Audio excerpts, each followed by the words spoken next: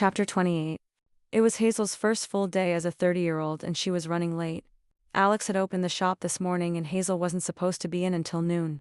Which was good considering she'd slept until 10 this morning after her big surprise party last night, but she was still behind schedule. Mainly because she'd spent a lot of her morning, in between showering and drinking tea, picking up her phone and then putting it right back down. No texts from Noah. No calls. And she hadn't even summoned enough courage to talk to him at her party. If Noah planned on ending things between them, she didn't want to have that conversation at her party. No one wanted to be dumped on their birthday. Instead, she'd surrounded herself with her guests and made sure she was never alone with him. Even when she caught Noah staring at her. Even when he tried to offer her a ride home. She didn't want to hear Noah apologize on her birthday. She didn't want to spend her party, which did in the end turn out to be lots of fun, hearing about how he'd never meant to hurt her, and how things had been great while they lasted, because apparently even though Hazel was a full-grown 30-year-old who had finally accepted that she was sexy and fun, she was also a coward. And even though her friends all seemed to think Noah was in it for real, their opinions were not a substitute for hearing it from him. She'd been wrong once with this whole clue thing. She didn't relish the idea of being wrong again. Not about this, not about Noah's feelings for her. No.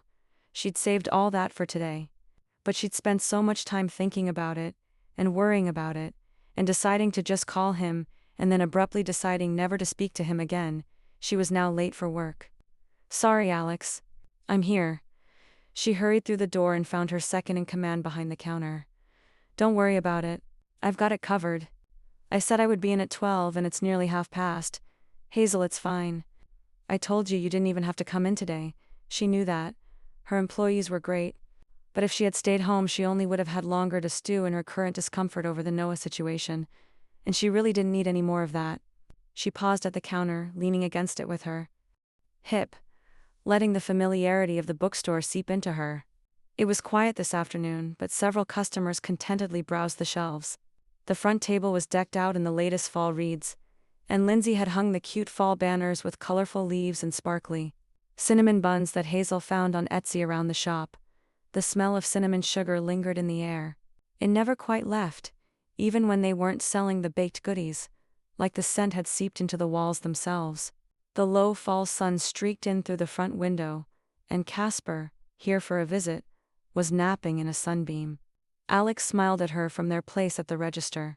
And Hazel remembered that she loved it here. This was her place, and she loved it. And it was fine that she had never sowed any wild oats, or ever had any wild oats to begin with. She was 30 years old and she knew who she was. Hazel Kelly, bookstore manager, tea drinker, book reader, blanket snuggler, indoor cat. And she was also fun and flirty and sexy if she wanted to be. And sometimes she might get bored or antsy, and that was fine too, but Hazel liked her place here. She was allowed to be content. She was allowed to not want anything more than this. Because what more did one need besides good friends, good books, and the occasional cinnamon bun? A certain auburn-haired fisherman came to mind, but Hazel gently pushed that thought aside. She'd deal with it later. Or never. She still hadn't decided. Did you have a fun night? Alex asked. I did actually. You sound surprised. One was. Hazel smiled. Well, I had fun too. Alex lifted their eyebrows mischievously. Me and Joe, ... single quotes. No way. Alex's smile grew. They'd been lusting after Joe from the pumpkin spice for months. Yes, way. It was a good party. And it was. Other than avoiding Noah at all costs, Hazel had danced and laughed and basked in the love of her family and friends. In the end, she was glad her dad had ambushed her. And she even had to admit that she was glad for his summer of clues. She had, after all, had an amazing last 2 months of her 20s. If nothing else came of it, at least she had that. Well, I'm here now, she said, patting the counter. Let me just put my things down and you can go on break. She hustled to the back office to drop off her coat and purse, firing off a quick text to Annie, who had rather suspiciously disappeared right around the same time that Mac had last night. So either they'd hooked up, or one of them had been murdered. Hazel figured it could have gone either way. You alive? Yep. The answer was immediate. Annie was never far from her phone. How's Mac? How would I know? Hazel laughed to herself, tossing purse, phone, and coat onto the couch. Whatever was going on between her best friend and the bartender was not something she had time to dig into right now. She looked up and found a precarious stack of books on her desk. What on earth was this? Alex would never leave books in here like this. Certainly not piled up all willy-nilly and about to tip over. Hazel frowned. "Hey, Alex," she called, sticking her head out of the office door. "What is this pile of books?" "Oh, those were dropped off for you this morning," Alex called back. "By who?" Not really, Alex's voice faded away. "Got a customer." She popped back in the office and eyed the stack. They were a mix of genres and sizes all piled up in the center of her desk. She took the first one off the pile. There was a dog-eared page. Her heartbeat immediately ratcheted up. She opened the book and found a highlighted line. "I met a girl this summer. Innocuous, innocent, and yet..." She grabbed the next book. The kiss was incendiary. He could have sworn his entire body had gone up in flames. A bit over the top, but Hazel knew the feeling. She grabbed another, working her way down the pile. Each book had a marked page and a highlighted line. Each book set her heart beating faster. This couldn't be ... Attraction, noun. The action or power of evoking interest, pleasure, or liking for someone or something. She put down the dictionary and took the next book. A picture book. "Will you be my best friend?" the fox asked the rabbit. "But we're so different," said the rabbit. "That's why I like you." A scientific journal. According to a team of scientists led by Dr. Monica Hunter at Yale, romantic love can be broken down into 3 categories: lust, attraction, and attachment. The science fiction novel that had been flying off the shelves. She brought him back to life, reconstructed him into a better version than the original, and he felt alive. He was alive. He was real. The latest in the fantasy series Noah had been reading on the boat. Fierce seabirds swooped from the sky, but he held them back. Anything to protect the princess. She couldn't help the laugh that escaped her at that. The next book was small and worn. The perfect size to smuggle in a purse. She didn't know when her hands had started to shake. He dipped his head between her thighs, and he found heaven. Heat flared in Hazel's cheeks as she hastily closed that one, not at all surprised to find a half-naked pirate on the front. The one novel that was a surprise bestseller last year was Next. You're all I think about, all I want. Me and you until the end. Oh God, this was the second to last book. Another romance. Of course, he realized he loved her and that he probably had all along, but it had snuck up on him somehow, even though she'd been perfect from the start. Hazel gripped the book so hard, the pages crinkled beneath her fingers. This one had a note at the bottom of the page. Not a note, really. Just a few words. "It's me this time, Noah. The last book wasn't a book at all, but a weekly planner. Today's date was circled, and in the box someone had penciled in. Meet me by the water. Tonight, 8 o'clock. Well, holy shit. The grand finale. Noah had paced back and forth in the sand so many times, he'd created a small trench. Maybe he could bury himself in it if Hazel didn't show up. That would be a good use of his current resources. No, this was fine. He was fine. Even if Hazel didn't want him. He'd be ... okay. Well, he'd be pretty damn devastated. Because he definitely loved this girl, and he'd never loved anyone before, and he was pretty sure it would hurt like a bitch to have her reject him. But he'd survive. Probably. He glanced up at the little shacks on the beach. With some help from Cliff, he'd managed to get the electricity up to code, and he'd strung white twinkle lights from each one. Even the one on the end that was basically falling over at this point had a string of white bulbs. That one was definitely going to take more work than the others, but he'd spoken to Mayor Kelly last night, when he'd momentarily lost track of Hazel, and the man had assured him that there was a way forward.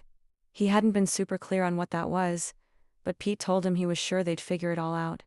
The important thing was Noah had told him his plan, and the mayor had liked it. And Noah was even considering asking his dad for some advice on the whole thing, while he was home, which was pretty big for him. Like really big. Movement on the path to the beach caught his eye, and Noah froze in his trench. Until he remembered how not a path the path was, and then he hurried to help Hazel down.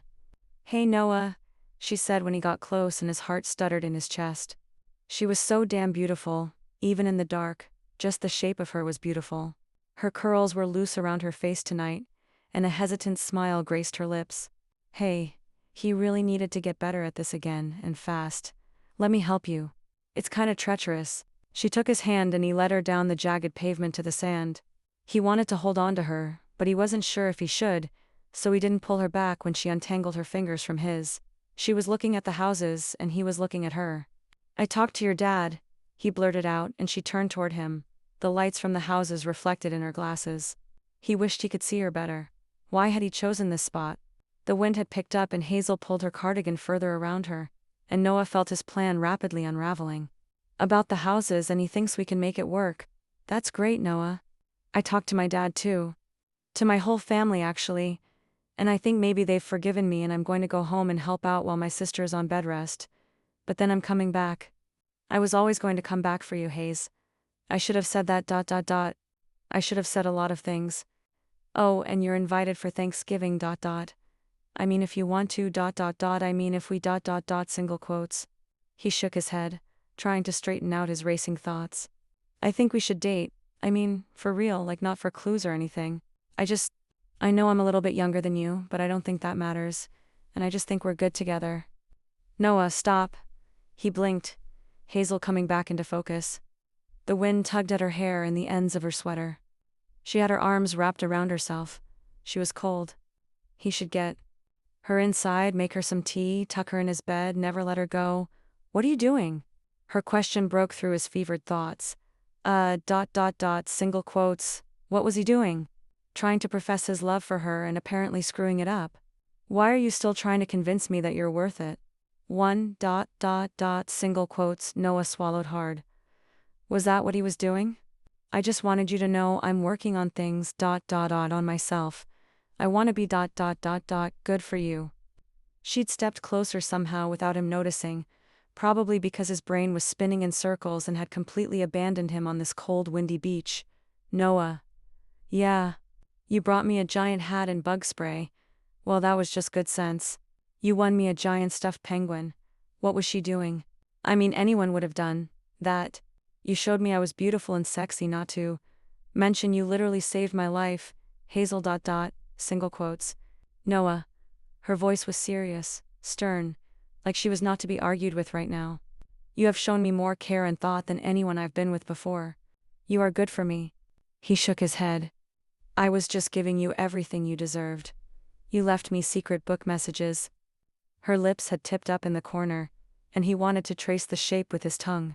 He wanted to grab her and hold her, wanted to bury his face in her hair and breathe her in. But this was too important. These words were too important. Well, the second time I did, yeah. I'm sorry. Noah. Yeah, team in love with you. Oh. The sound came out of him like he'd been punched in the gut. A gasp, a puff of air, a choked surprise sound.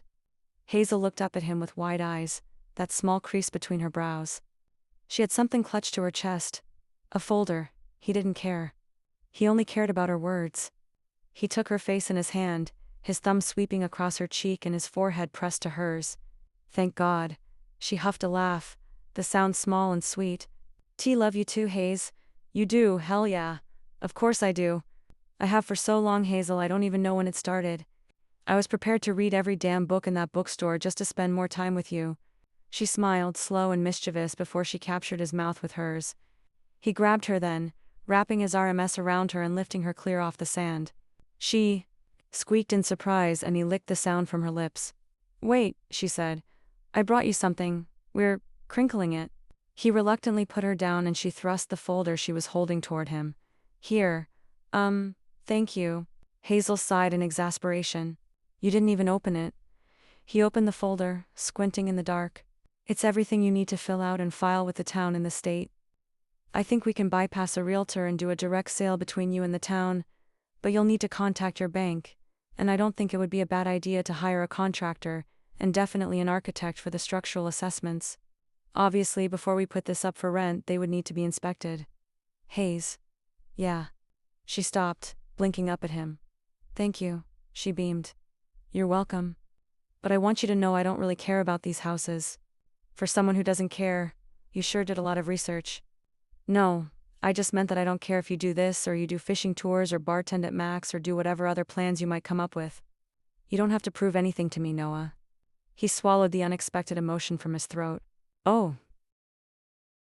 She moved closer and leaned up on her tiptoes. She planted a kiss on the tip of his nose. Yeah, oh. And I would love to come to Thanksgiving. Noah grinned. My sisters are going to lose their minds. Hazel laughed. Can't wait. Let's go inside. Yes, please. She took his hand and he led her to the house. He'd lit it up like a gift for her. Like he needed proof that he was worth it. Like evidence that he was serious enough for Hazel, but she hadn't needed it at all. She'd just needed him. He probably should have guessed that. He didn't care if Hazel ditched the bookstore tomorrow and wanted to leave town and become a circus performer. She could shave her head or decide she wanted to take up rock climbing, and he'd be on board. Hazel wasn't her job or her curls or her cute button-up blouses. She was the tart spark of blueberries on his tongue. She was salt air and rainy days. She was the perfect book. She was kisses and secret smiles. She was everything. He just needed her. And the fact that she felt the same about him was enough to make him feel like he could do anything, like his feet didn't even touch the sand anymore. He floated after her into his half-finished project, and for the first time in a long time, he felt confident. He felt like enough. She opened the door and they tumbled inside, away from the cold wind and the crashing waves. She didn't let him catch his breath before pressing him against the closed door. Her arms were around his neck, her lips on his. "Love you," she murmured, and he couldn't help smiling against her mouth, happiness bursting bright and sharp in his chest. "Love you too, Hazel Kelly." She made a happy little sigh as he pulled her closer against him, and every happily ever after he'd ever read finally made sense. This was it. Happy. Forever. He'd make sure of it.